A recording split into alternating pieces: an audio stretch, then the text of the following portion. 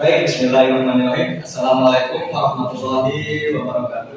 Waalaikumsalam warahmatullahi wabarakatuh. Pertama-tama, marilah kita panjatkan puji serta syukur atas kehadirat Allah Subhanahu wa Ta'ala yang mana telah memberikan kita kesehatan sehingga kita dapat berkumpul di tempat ini dengan sehat keadaan sehat walafiat. Saya Bupati dari Kelompok 2 Filsafat. Materi yang akan kami sampaikan yaitu kegunaan filsafat pendidikan. Kebetulan saya menjadikan materi pertama yaitu tentang pengertian filsafat. Seperti yang sudah diketahui kemarin, filsafat adalah suatu induk ilmu yang menjadikan rujukan ketika kita mendapat atau menemukan masalah mengenai suatu hal, terutamanya yang berkaitan yaitu sekarang adalah masalah filsafat pendidikan. Filsafat itu digunakan sebagai pengembangan pikiran agar lebih bisa berpikir secara logis, sistematis atau terstruktur. Mungkin hanya sekian pemaparan mengenai pengertian filsafat itu apa, karena kemarin juga sudah dijelaskan. Untuk materi selanjutnya itu kegunaan pendidikan filsafat yang terdiri ada 8 poin. Yang pertama, melatih diri untuk berpikir kritis dan untuk serta menyusun hasil pemikiran tersebut. Yang kedua, menambah pandangan dan cakrawala yang lebih luas agar tidak berpikir dan bersikap sempit atau tertutup. Yang ketiga, melatih diri melakukan penelitian, pengkajian, dan memutuskan atau mengambil kesimpulan. Terus yang ketiga, yang keempat, menjadikan diri bersikap dinamis dan terbuka menghadapi berbagai problem. Yang kelima, membuat diri menjadi manusia yang penuh toleransi dan tegar rasa. Terus yang ketujuh, menyadari kedudukan manusia sebagai makhluk pribadi dalam hubungannya dengan orang lain. Terus selanjutnya, menjadikan manusia lebih taat kepada Tuhan Yang Maha Esa.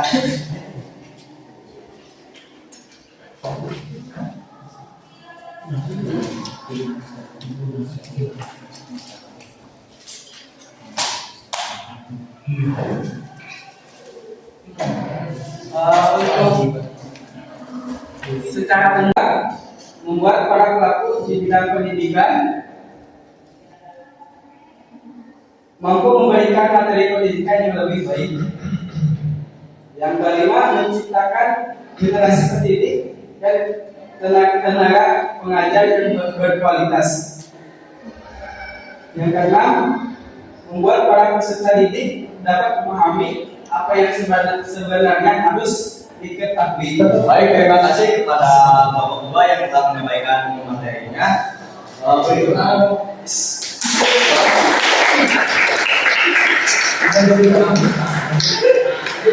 baik, selanjutnya yaitu acara sesi tanya jawab. Dipersilakan untuk kelompok 1 ada pertanyaan. Saya Yudi izin bertanya. Tadi kan membahas tentang penggunaan filsafat pendidikan ya. Nah, bagi diri kalian sendiri, kan pendidikan itu bukan hanya di sekolah ya, baik di rumah, oleh orang tua ataupun tempat lainnya. Sudahkah pendidikan kalian dilandasi dengan filsafat? Jika sudah, apa kegunaan yang kalian rasakan dari pendidikan yang dilandasi oleh filsafat tersebut?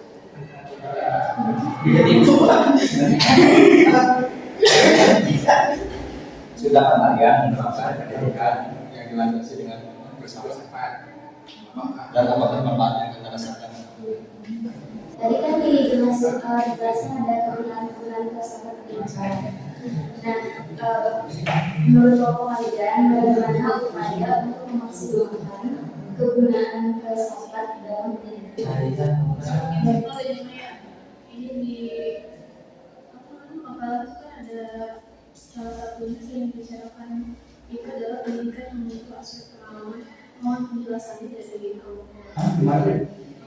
Ini kan masalahnya ada salah satu dikritisi secara konten adalah relasi antar pendidikan dan pendidikan pembelajaran. Salah satunya itu kan dibicarakan dari pendidikan itu memiliki aspek pengalaman, namun menurut konsep kedua itu maksudnya seperti apa? Berarti apa setelah pendidikan alihnya Undang-undang kalau saya dibicarakan dengan pendidikan yang itu aspek Bagaimana penjelasan dari Anda?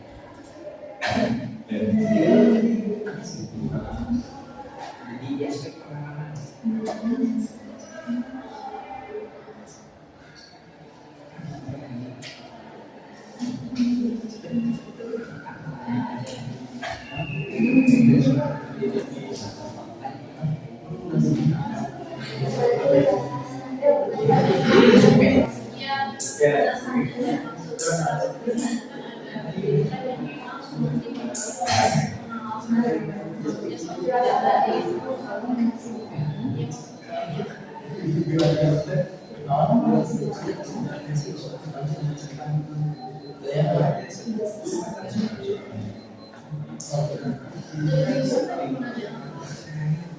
materi mana?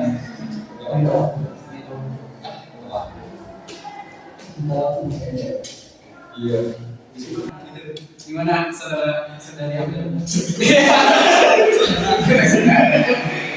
Baik, terima kasih jawabannya dari saudara Wafa. Gimana saudaranya? Oh, nggak jawab. Jauh. Ada lanjut masuk ke kamu. Tidur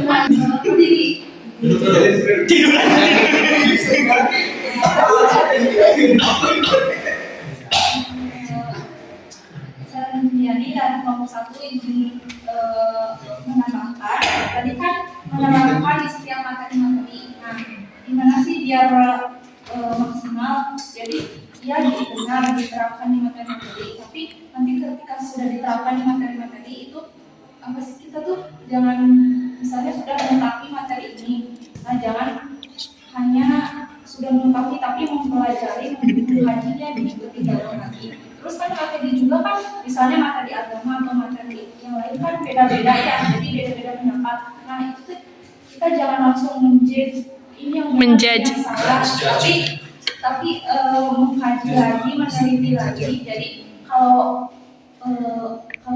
filsafat pendidikan itu, jadi kalau filsafat itu kan berarti bijak. Jadi bukan hanya sekali mengkaji, tapi harus beberapa kali. Jadi biar kegunaan filsafat pendidikan itu bisa benar-benar maksimal. Jadi apakah sudah jelas? Oke, baik. Terima kasih rekan-rekan. Di sini saya akan menjawab dari pertanyaan saudari tadi. Benar apa yang dikatakan dari jawaban tadi mengenai bagaimana cara memaksimalkan filsafat dalam peran pendidikan. Nah, di sini saya juga menambahkan bahwasanya ketika memang filsafat itu berguna gitu bagi pendidikan, langkah lebih baiknya kita juga bisa mengembangkan gitu potensi-potensi apa yang ada di dalam diri kita.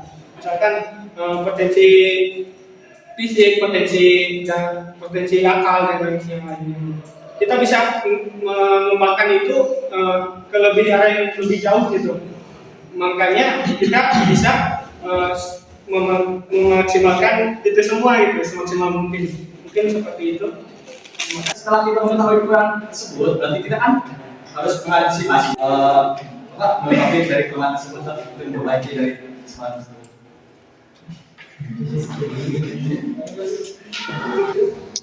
Oke, jadi saya sendiri mengerti atau paham dan menyadari filsafat itu baru kemarin sih semester 3 itu. Karena sejak TK, SD, SMP, SMA saya bersekolah atau pergi dalam dunia pendidikan di sini bukan karena saya memikirkan sendiri atau saya berencana sendiri, melainkan digiring oleh orang tua. Jadi saya tidak mengerti apa yang harus saya lakukan, bagaimana depannya, apa yang saya pikirkan. Mungkin jika saya mengerti, saat SMP mungkin saya sudah bukan SMP di Ciwaru atau mungkin di mana, melainkan saya akan melihat potensi diri saya sendiri, yang mana nih sekolah yang mau atau pendidikan, instansi pendidikan yang mana yang harus saya pilih. Tidak semata-mata mengikuti kemauan orang tua bahwa saya harus SMP di sini. Kemudian juga naik di SMA karena saya mengikuti pikiran dalam orang tua. Saya memiliki keinginan untuk bersekolah atau berpendidikan di SMA 1 Ciwaru. Sedangkan saat itu mungkin jika saya mendalami filsafat saya sendiri atau mengenali diri saya sendiri, memperdalam apa yang saya punya, apa yang saya kuasai, saya akan masuk ke, mungkin saya akan masuk ke SMK atau mungkin ke bagian-bagian yang lainnya seperti ke itu kan obat-obatnya BHK atau apa itu pun saya ambil sendiri, saya berpikir bahwa saya punya kemauan nih, saya sudah sadar bahwa saya ini potensi di sini, saya potensi di sana, dan saya mengetahui berfilsafat pada diri saya sendiri itu ketika saya menemui di kamar yang sempit itu, saya mengerti nih, ini saya sudah kuliah semester 1 saya gini-gini aja, semester 2 juga sama. Apa saya akan berubah sementara orang tua mungkin berpikir sudah lebih dalam dan saya tidak menghasilkan apa-apa. Mereka sudah capek-capek, mereka sudah lelah gitu dengan biaya-biaya atau bagian moral material, dan saya gini-gini aja gitu. Jadi saya mulai berpikir saat kemarin ya semester 3 bahwa saya itu berpikir saya harus berubah, saya harus menerapkan apa yang menjadi kewajiban saya dalam pendidikan dan menyampaikan apa yang saya mau. Jadi saya agak egois terhadap diri saya sendiri dan lebih memikirkan apa yang dipikirkan oleh orang tua saya dalam pendidikan. Saya sendiri menyadari bahwa saya berfilsafat, menerapkan nilai dari filsafat itu ketika semester 3 utamanya dalam pas pelajaran PPKN itu loh. Ada bagian filsafat di saya berpikir filsafat di pelajaran situ. Sekian. 3. Siswa melawan guru juga atau dosen, atau juga ketika guru atau dosen semena-mena kepada siswa gitu ya, itu kan jadi permasalahan, jadi itu harus didasari di filsafati. Kenapa sih ada kejadian gini? Kenapa sih dalam pendidikan itu ada masalah kayak gini, kayak gini. murid melawan guru ataupun guru semena-mena kepada murid yang kayak gitu. Itu adalah masalah yang pendidik dan peserta didik. Kemudian salah satu yang dibicarakan saat ini adalah pendidikan yang menyentuh aspek pengalaman, itu seperti yang saya sebutkan tadi. Berdasarkan pengalaman pribadi, banyak yang kurang telah menyadari yang berfilsafat kalau kemampuan diri sama kemampuan diri dan keinginan diri terhadap pikiran-pikiran dari luar atau dari luar itu kadang gak sejalur gitu. Begitu. Jadi banyak yang telah menyadari tentang kemampuan diri sendiri gitu. Terima kasih. Baik, untuk kami pengalaman apa? Jawaban dari saudara. Pertanyaan apa? Aspek pengalaman. Oke. Tadi pertanyaannya adalah disuruh menjelaskan pendidikan itu berdasarkan aspek dari pengalaman. Nah, ada dua hal yang memang harus saya sampaikan ketika bersangkut paut dengan pengalaman di pendidikan, yaitu tentang empirisme dan rasionalisme. Nah, di mana pengertian dari empirisme dan rasionalisme itu adalah gimana ya? Jadi empirisme itu adalah ilmu yang memang salah satu cabang filsafat yang menjelaskan bahwasanya ilmu itu didapatkan dari pengalaman hidup kita. Nah, ketika kita menjalani kehidupan, otomatis tanpa belajar di sekolah pun kita nemu ilmu dari saat kita kecil, ilmu bujang segala macam itu bisa jadi ilmu empirisme. Nah, sedangkan rasionalisme itu adalah lebih ke arah kita itu bermain otaknya itu di arah logika gitu, logik lah gitu. Nah, itu adalah dua cabang filsafat yang memang menjelaskan tentang pendidikan itu berdasarkan pengalaman. Nah, apa sih yang menyangkut pautan pada pendidikan? Nah, tentu saja kita tidak lepas dari yang namanya kata-kata yang memang sudah familiar, seperti pengalaman adalah guru terbaik dan juga belajar dari pengalaman. Nah, itu bisa menjadikan kita lebih berpikir bahwasanya pengalaman itu bisa menjadi guru kita. Nah, itu diterapkan di dunia pendidikan, contohnya seperti di pembuatan kurikulum, itu adalah dari pengalaman. Nah, pengalaman sebelumnya, kurikulum itu tidak akan berkembang dan kurikulum itu tidak akan mengalami pembaharuan jika tidak ada pengalaman sebelumnya. Nah, seperti itu. Itu menurut saya mungkin. Saya juga sama seperti yang Rival dari saudara Rival katakan ya. Mungkin ada sedikit tambahan di mana dulu waktu saya SMA tuh pernah diberitahu sama metode pembelajaran mungkin untuk kita sendiri maupun buat anak didik kita berarti kita kan ini calon-calon guru ya. Jadi kita tahu metode yang namanya eksperimental. Jadi eksperimental learning gitu. Cara pembelajaran di mana para pembelajar menggabungkan pengetahuan, keterampilan, serta nilai-nilai yang melalui pengalaman mahasiswa tersebut gitu. Contoh saja tadi seperti yang dikatakan, kurikulum itu kan tidak kurikulum itu selalu diperbarui gitu dari pengalaman-pengalaman sebelumnya gitu. Juga kita juga dari pengalaman sebelumnya kita kan mungkin sebelumnya kita belum pernah belajar yang namanya filsafat gitu. Kita hanya belajar tentang yang namanya kalau saya ilmu sosial gitu kan, itu tidak tidak terlalu realisasikan di kehidupan saya. Filsafat ini dalam fungsinya tadi untuk kita supaya berpikir secara logis gitu. Kita sebagai calon pendidik harus menerapkan metode yang saya tadi katakan gitu. Eksperimental learning gitu. Dah sekian. Saya ingin menambahkan dari pertanyaan tadi tentang aspek pengalaman ya. Jadi menurut saya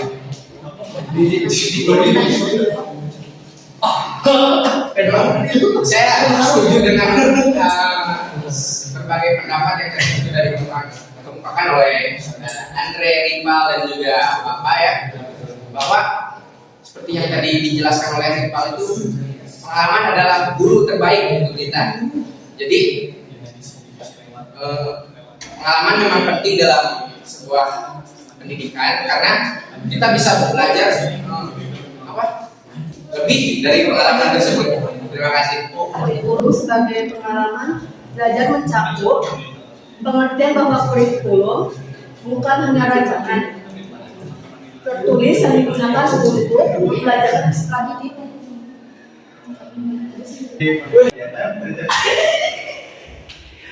Mungkin pendidikan itu mungkin sangat kita dapat juga manfaat dari misalnya tadi dari jawaban Bapak ya itu dapat memotivasi dirinya. Terus dari saudara Ramdan juga jadi kita tidak percaya Tuhan. Jadi itulah melalui pendidikan kita mungkin itu yang saya sebutkan. Mari kita acara dengan membaca alhamdulillah. Sekian dari Bapak. Bila kita Assalamualaikum warahmatullahi wabarakatuh.